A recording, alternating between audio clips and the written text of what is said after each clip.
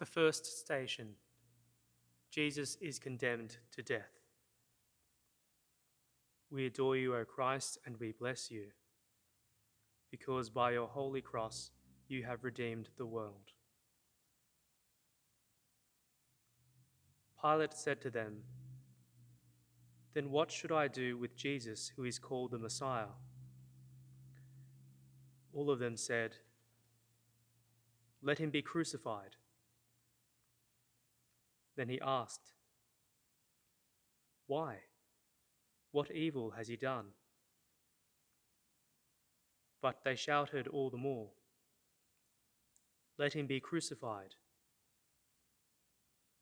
So he released Barabbas for them, and after flogging Jesus, he handed him over to be crucified.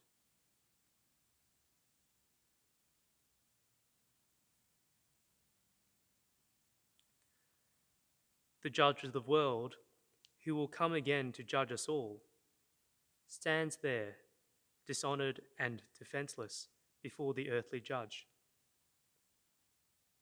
Pilate is not utterly evil. He knows that the condemned man is innocent, and he looks for a way to free him. But his heart is divided, and in the end, he lets his own position, his own self-interest, prevail over what is right.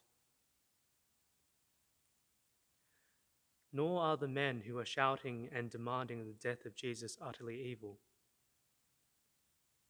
Many of them, on the day of Pentecost, will feel cut to the heart when Peter will say to them, "Jesus of Nazareth, a man attested to you by God, you crucified and killed by the hands of those outside the law."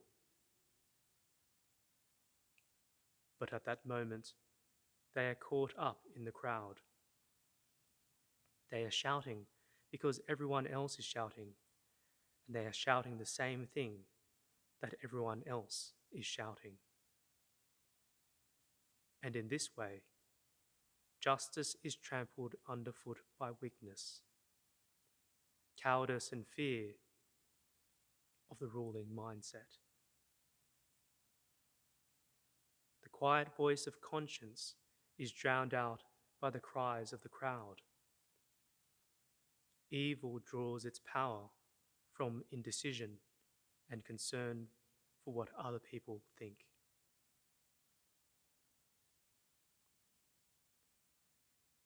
Lord, you were condemned to death because fear of what other people may think suppressed the voice of conscience.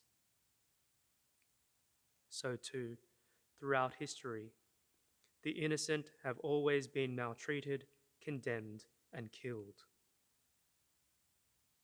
How many times have we ourselves preferred success to the truth, our reputation to justice?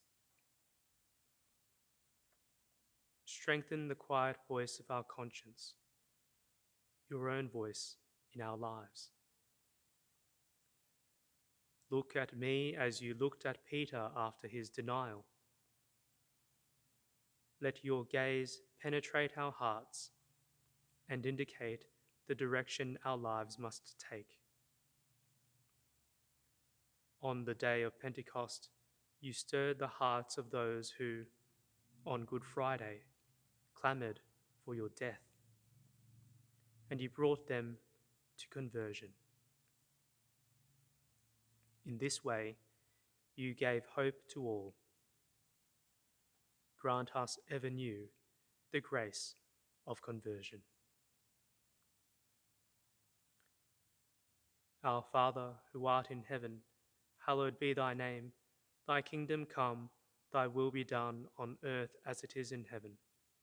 Give us this day our daily bread, and forgive us our trespasses, as we forgive those who trespass against us.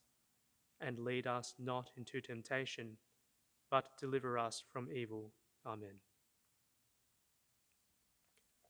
At the cross a station keeping, stood the mournful mother weeping, close to Jesus, to the last.